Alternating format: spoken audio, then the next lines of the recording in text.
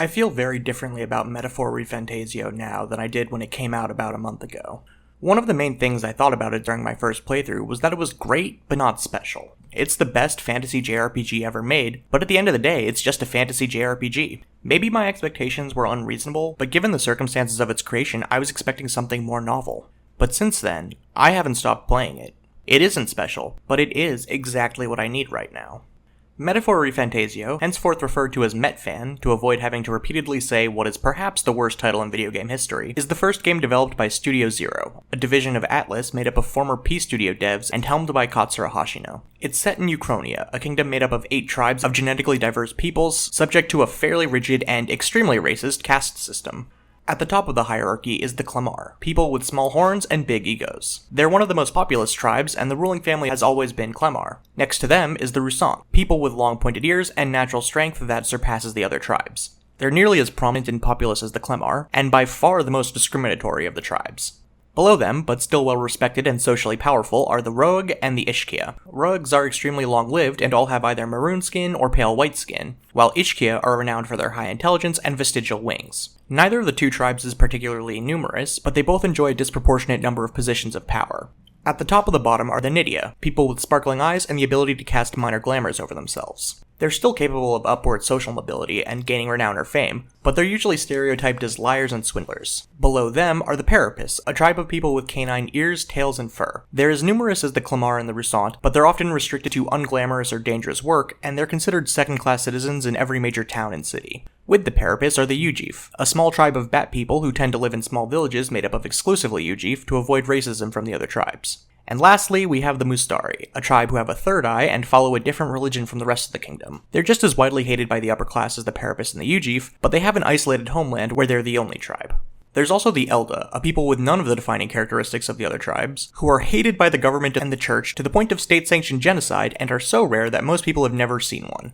The kingdom is on the brink of a succession crisis following the murder of King Hythlodaeus V, whose only heir is presumed dead, when during the king's funeral, he posthumously releases extremely powerful magic to help determine the next king. He reads the hearts of every denizen of the kingdom, and whoever has the most support from the populace in 4 months' time will be crowned king. This leads to a political race between the major factions of the country, including Forden, head of the Sanctus Church and de facto leader of the country, Luis, a prodigy tactician and mage who preaches a mix of egalitarianism and might makes right, and who killed the previous king and is presumed to be behind the assassination of the prince, Rudolf, a xenophobic, fascistic, and militaristic Rusant who intends to crush every other tribe beneath his heel, Milo, a famous heartthrob who believes the beautiful should rule the world and the ugly should perish, and Lovelace, a Parapus party king who wants to make booze free for everyone. There's also Godard, an ageist old man who thinks only old people should have rights, Roger, a libertarian who thinks all law should be abolished, and Julian, a high-minded member of the intelligentsia who is correct about basically every problem he talks about, but whose solutions are frankly ridiculous. It turns out the prince survived his attempted assassination and is slowly dying from a curse while being safeguarded by a group of Elda. You play as Will, the prince's best friend who goes on a mission to heal the prince's curse. To that end, you join the race for king to get closer to Luis in order to find out the formula for the prince's curse, or in lieu of that, find a way to assassinate him and end the curse that way.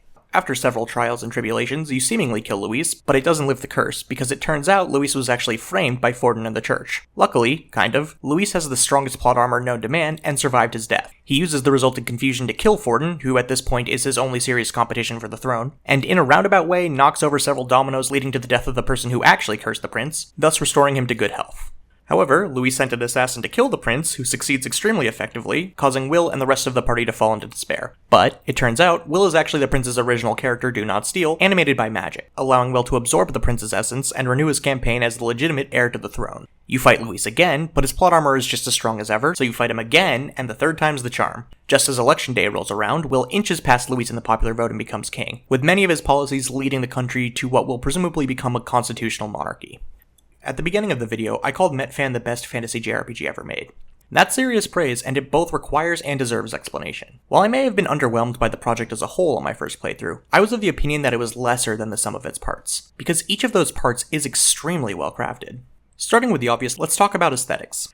Shoji Meguro is still a genius, and his music is obviously superb. I feel like the fantasy setting limited the range of what kind of music he used, especially in comparison to some of his previous work, but that doesn't make the soundtrack less excellent, just less iconic. On the other side of the coin, the fantasy setting only improved the breadth of visual options. I absolutely adore the art direction of Metfan. The UI in particular is absolutely stunning, with special mention to the pause menu. You'll be seeing it a lot over the course of the game, whether it's to change gear, check your quests, switch out party members, or check your items, so it's one of, if not the most important things to get right. It manages to be extremely colorful, almost to the point of garishness, while not obscuring information and making it easy to navigate between the submenus. Additionally, you can often find the same information in different submenus, so you don't have to do a lot of back and forth to check information that you may have forgotten. One more small detail that I really appreciate is how the highlight color will change depending on how you access a menu. If you access a menu from the pause screen, the highlight will be the same color that the submenu is highlighted by, but if you access a submenu without going through the pause screen first, it'll be highlighted in the default colors. Aside from the UI, I really like the fashion design's mix of fantasy and haute couture for the outfits. And while the character design is kind of hit or miss in my opinion, the misses are pretty much all on more minor characters. Stroll's design screams best friend of the protagonist. Yuffie's design manages to display a lot of personality even when a helmet obscures her face. Forden and the Princes of Oceania and Montario are perfect fantasy representations of the ancient ghouls whose grasp on power is outmatched only by their refusal to die. Will is exactly what you'd expect from a 12-year-old's concept of a cool and unique adventuring hero. And Luis? What can even be said about Luis? One look at him and you know exactly what you're getting. Shigenori Sojima has always been very good at telling you precisely what a character is about through their design, epitomized to both positives and negatives in Persona 4. With Metfan, Sojima was forced away from a contemporary setting and the modern cultural signifiers his previous character designs were steeped in, and that resulted in what I think are much more interesting designs than what we've seen from him before.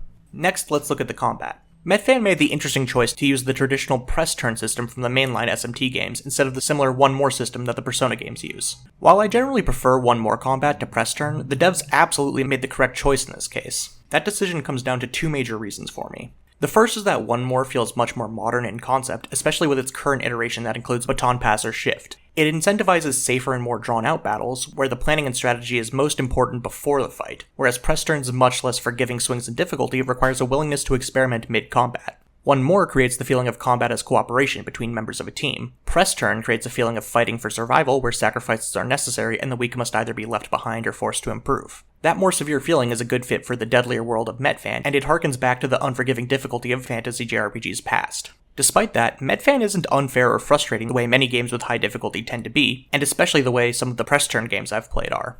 Metfan is both forgiving and user-friendly, the most obvious indication of which is that you can retry any battle at any time by pressing L3. Bad luck? Restart the battle instantly instead of losing time and resources to avoid replaying large sections of a dungeon. Boss pulls a move you didn't see coming that completely screws your formation? Restart the battle instantly instead of drawing it out into a slugfest before ultimately stalling out and having to sit through a bunch of cutscenes you've already seen to get back to where you were. On a similar note, Metfan introduces some of the most interesting and compelling aspects of the Persona games into a more traditional RPG setting, but makes them much more digestible for an audience that isn't used to them. The calendar system, social links, social stats, and social sim mechanics are all here, but they're much more accessible. The calendar shows you exactly how many days you have, and there are no unexpected time skips or weeks of scripted events, so you don't have to worry about perfect time management. Instead of there being approximately 21 social links who each have 10 ranks, there are only 14 followers who each have 8 ranks. Additionally, you always advance a rank when you spend time with a follower, and your dialogue choices don't influence the time investment you'll need for a follower. There are still 5 social stats with 5 ranks, but increases are very easy to come by, and you can see your progress from one rank to another instead of having to guess at it or manually keep track. Additionally, you still get bonuses for increasing a social stat after hitting rank 5, so it's never a waste of time to level up your stats. You can still only do a limited number of things per day, but with so many fewer things to do, there aren't really any bad ways to spend your time. This all makes Metfan much more forgiving than its predecessors. You're very likely to see everything you want to see and do everything you want to do in a single playthrough, as evidenced by the fact that more people have completed every social link than have cleared the game. That sucks for people like me who love the more difficult time management and more in-depth social sim mechanics, but it means far more people are going to be able to enjoy the systems in their watered-down state. On top of that, combat takes place in 2 forms, reflex and turn-based. Reflex combat will automatically kill weak enemies and stun strong enemies if you enter turn-based combat. On first blush, this seems like a throwaway mechanic to tempt or trick people who prefer more modern reflex-based combat to traditional turn-based combat. But even I, turn-based defender that I am, admit that the reflex combat can be a very nice change of pace and is both difficult enough to require attention and useful enough to incentivize engaging with. All that extra accessibility and ease of engagement is important because Metfan's writing and combat are absolutely spectacular. I was very glad to learn that one of the P-Studio staff members that made the migration to Studio Zero with Hashino and Sojiba was Azusa Kido, director of Persona 3 Portable and social link planner and writer on all the modern Persona games. She's responsible in part or in whole for some of my favorite writing in the franchise, and she and her team absolutely knocked it out of the park with Metfan. By paring down the social link count to 13, 14 if you count more, which you shouldn't, they ensure that there isn't a single one that's less than stellar. The weakest follower subplot in Metfan would still land in the top half of social links in any of the Persona games. It also seems like several of the followers are retakes on previously underwhelming social links. Rise and Nanako are fine, but Juna and Maria have much deeper and more compelling stories, while filling very similar narrative roles. And Studio Zero correctly identified that the only way to make EY social link better was to turn Kaoru into a dog. As for the combat, with the exception of the difficulty spike dragon and the stupid fish with legs, every combat encounter is either one piece of a well-constructed endurance test, or an engaging puzzle that requires forethought and creative flexibility. Each human boss has a weak point you can go for, but instead of being encounter solvers, they tend to be one of several useful solutions. I found myself foregoing the signposted weak points about 1/3 of the time because I found a strategy that worked better for me. The archetype system's extremely limited skill set strongly incentivizes experimenting with different combinations and tactics, and their diversity leads to there often being at least 2 solutions to any combat problem, neither of them a sure thing, but both being viable. The best example for me is the late game Trials of the Dragon, and specifically the Devourer of Stars. This dragon reflects all damage except Almighty, and has punishing status-inflicting attacks, and an ability that reduces the max health of your party to effectively half of what it should be. It's reasonable to stack archetypes that have decent Almighty attacks and chip away at it like that, but those skills tend to have a bad cost-to-power ratio, which makes them problematic for extended fights. Another option is to utilize moves that inflict weaknesses, of which there are a decent number, but you have to rely on ones that don't do damage themselves to get around the reflectors. Those skills are locked behind the Dancer archetype, which you aren't likely to go out of your way to unlock on multiple characters, and it means limiting yourself to 1 or at best 2 attacks per round. Finally, you can go all in on resistance ignoring attacks. There aren't that many of them, but they provide consistent and high damage. Each of those strategies works, as does mixing and matching, but none of them trivialize the encounter. That level of choice in JRPG combat is extremely rare, and the fact that effectiveness doesn't come at the cost of experimentation is even rarer. In sum, an extremely impressive, very well made, visually and narratively compelling modernization of a genre that's as old as time itself. Excellent, but not special.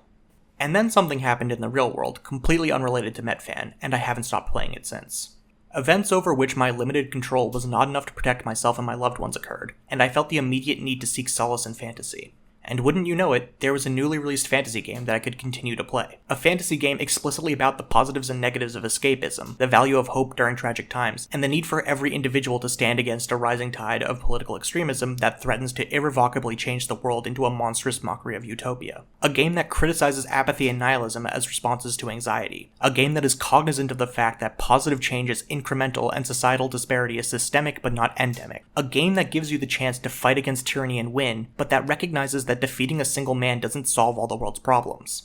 A game that acknowledges the difficulty of pushing on through despair, but encourages the player to keep fighting despite it all. That's why I can't stop playing and replaying Metaphor ReFantazio, because it's everything that I need right now.